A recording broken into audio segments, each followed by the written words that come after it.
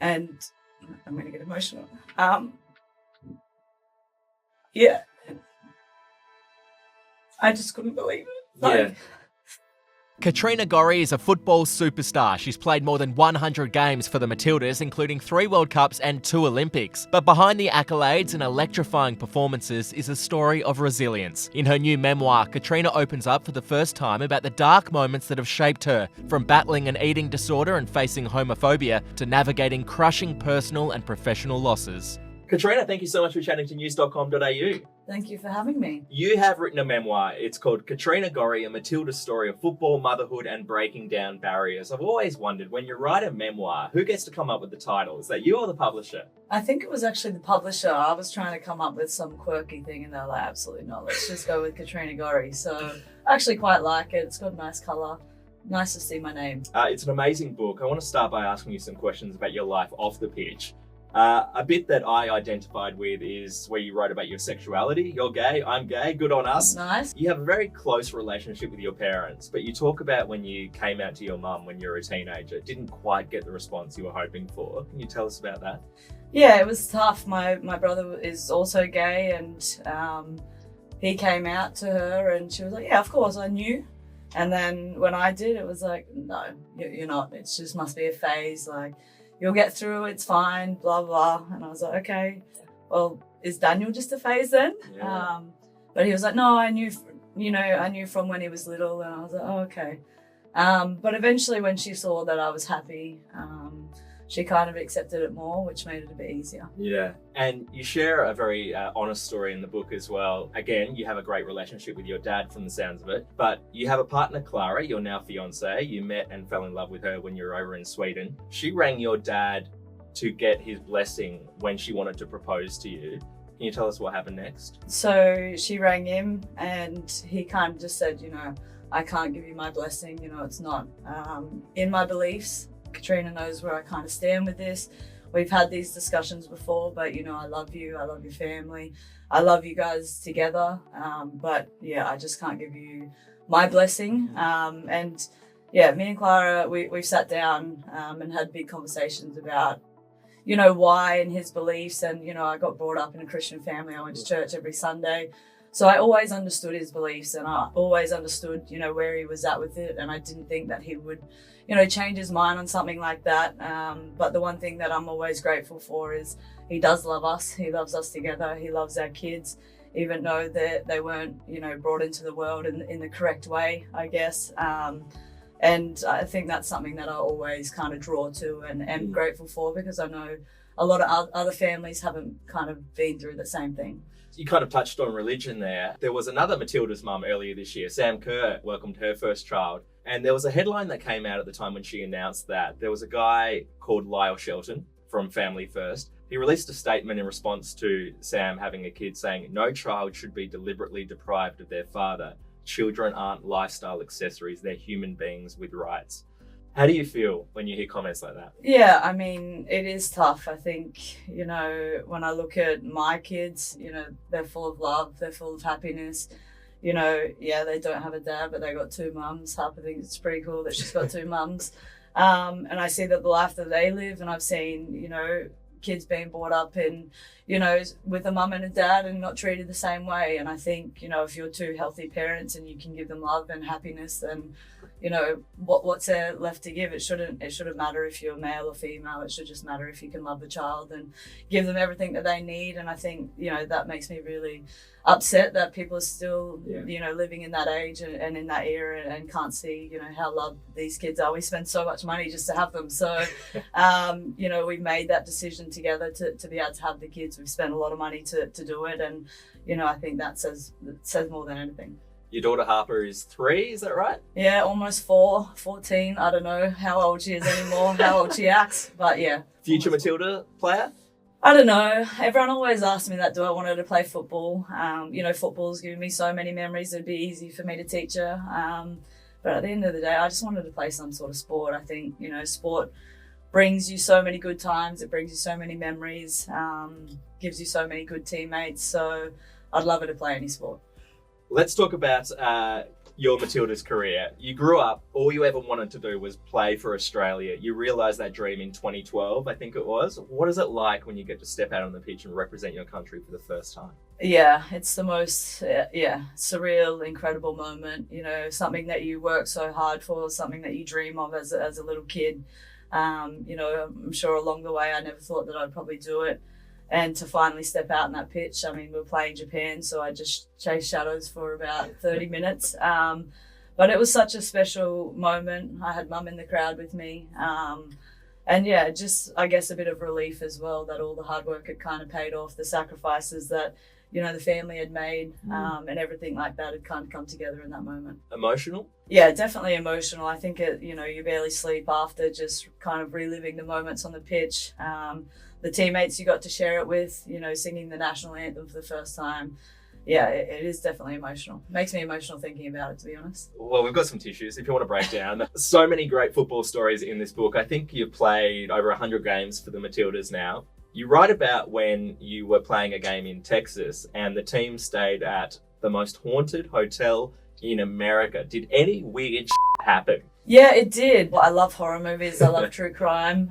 So I kind of loved it. Everyone else hated it. But yeah, those weird things happening at 3 a.m. People thinking that they were knocking on each other's doors. The hotel staff showed us some footage of like things moving at like 3 a.m. Whoa. So they had all caught it on footage, which was pretty cool. Probably wouldn't stay there again. I've done it once. But yeah, it was a cool experience for me. But like I said, wouldn't do it again. There's some very tough stories in here, and apologies for bringing this up, but the 2016 Rio Olympics, this is a story that comes up a fair bit in the book. It was the quarterfinals. Australia was playing Brazil.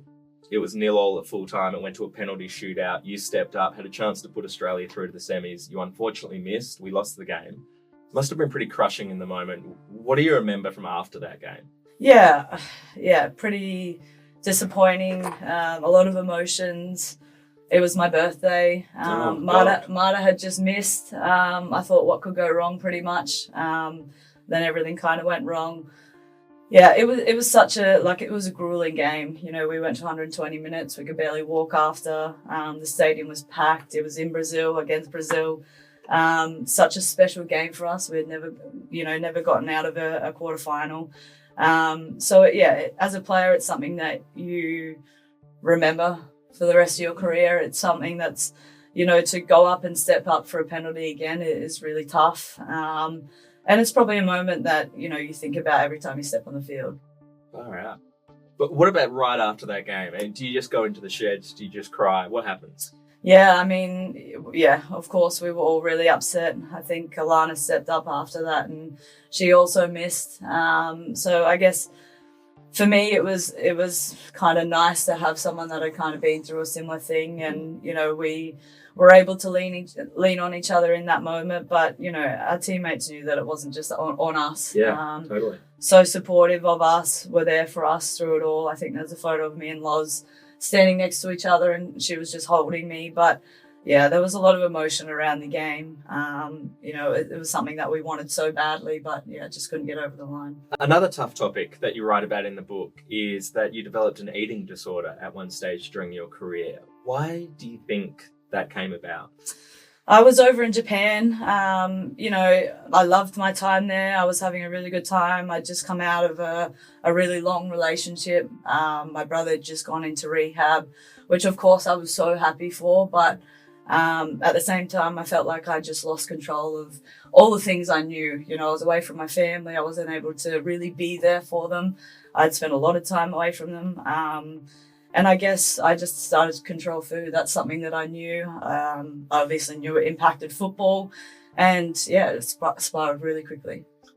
How bad did it get? Can you take us through some of those behaviours that you were struggling with during that disorder? Yeah, I mean, at the start, it was just, you know, kind of limiting my food, not to a certain extent, but, you know, I saw that it was affecting my performance a little bit, but yeah, I just couldn't get out of it. And I thought, you know, when I go back to Australia after Japan, it'll be fine. You know, I'm living with my brother.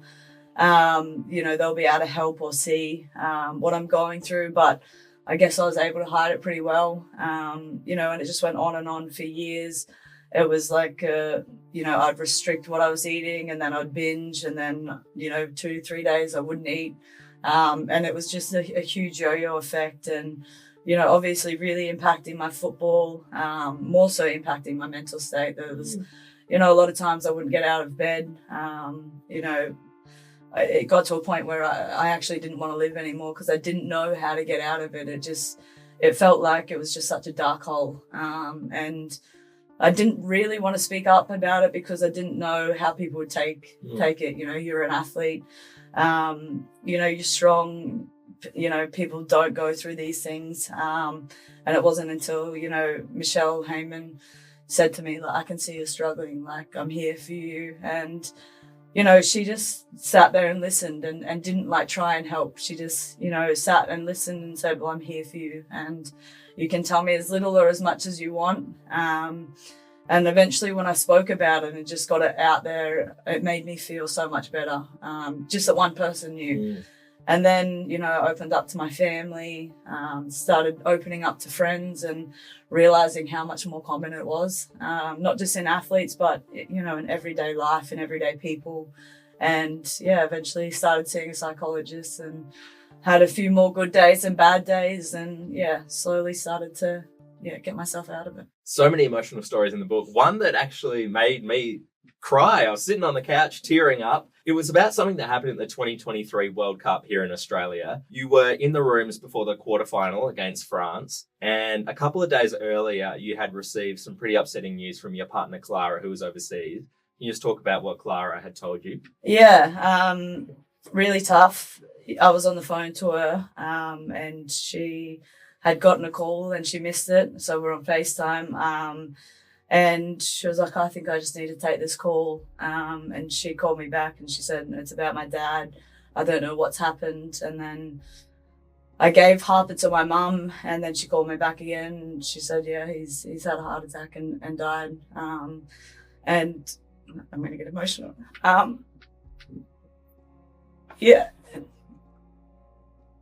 just couldn't believe it.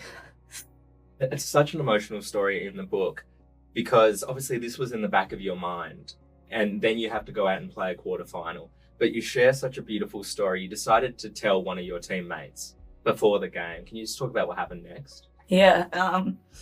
Told one of my teammates. They obviously informed the staff what had happened, and all the girls just rallied behind me. It was a special, really special moment. And then we're in the change rooms and everyone put the black bands on. You're going to make me cry now. So everyone started putting on the black armbands for him. And I just turned around. I just realised, like, this is a team. That turned out to be a pretty incredible game. Obviously a very emotional game. Once again, it went to penalties, just like the quarterfinals in the Olympics at Rio. You had to step up and take a penalty, knowing what had happened in the past. If you missed, we were out. Yep. You got it in. The crowd erupted. And there's this amazing footage of you running back to the girls in the middle of the oval, kissing some strapping that was on your wrist. Can you just talk about the significance of that strapping? Yeah, I think for me to step up for another penalty in such a big moment was definitely hard, but, I knew that I could do it. I had him watching over me in that moment, and I felt like it was so dead silent in the crowd. It was, I can still feel it right now. Every moment I can see the grass moving. When it went in the back of the net, hearing the crowd erupt was special. And then, I had his name on my wrist and kissed my wrist, and the rest is history. It was an amazing moment. You've had so many amazing moments. You're still playing for the Matildas. We came fourth in that World Cup in 2023. A year later, a bit of a disappointing result in the Paris Olympics. We didn't make the quarterfinals. I say we like I'm part of the team. The She Believes Cup didn't go very well. We didn't win a game in that. Australia is now 16th in the world rankings. Why do you think we've had a bit of a disappointing 18 months? Yeah, I mean, for us, the World Cup was, the biggest tournament we'll ever play in, at home. Top favourites, I'd say. And the France game was such a big game, like emotionally, everything we had, we put into that game. And I think to be able to back up, especially against a team like England, was going to be really difficult.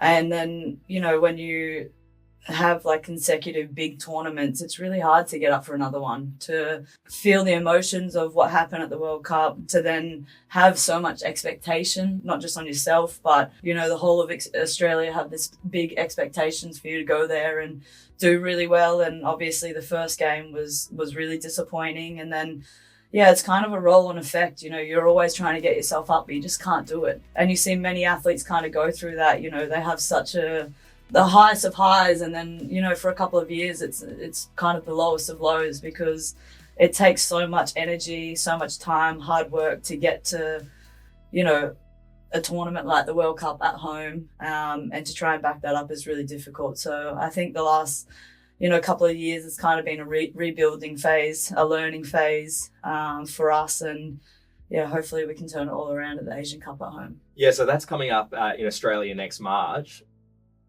Can we win it? Absolutely. I think, you know, new coach come in. I think Joe's going to be incredible for us.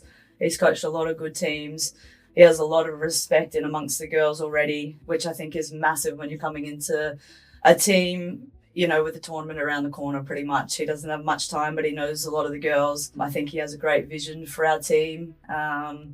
So I think we can definitely win. And I think we have the players to do it. We've now got new younger players bled into the team, now getting experience. So I think we're going to have a strong team, and yeah, I can't wait. Katrina, we've barely scratched the surface of the stuff that is in this book. It is incredible. It's called Katrina Gorry, a Matilda's story of football, motherhood and breaking down barriers. Congratulations on writing it. Congratulations on your career. And thank you so much for chatting to news.com.au. Thanks very much, and thanks for making me cry.